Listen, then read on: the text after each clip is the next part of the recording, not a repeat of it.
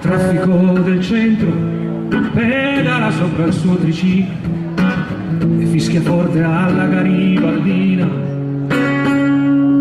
Il carico che piega le sue gambe l'ingiustizia.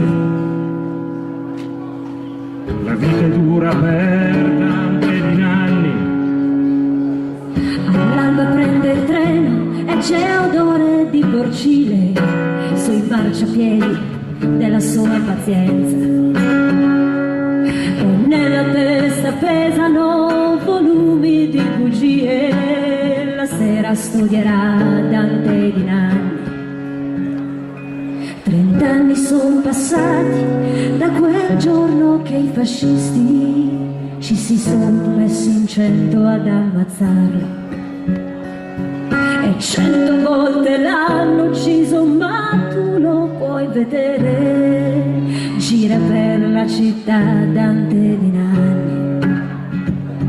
L'ho visto una mattina sulla metropolitana e sanguinava forte e sorrideva.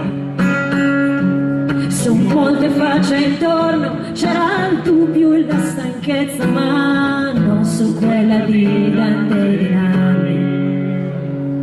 30 anni sono passati da quel giorno che i fascisti ci si sono messi in 100 ad ammazzarlo, e ancora non si sentono tranquilli perché sanno che gira per la città Dante di Nanni.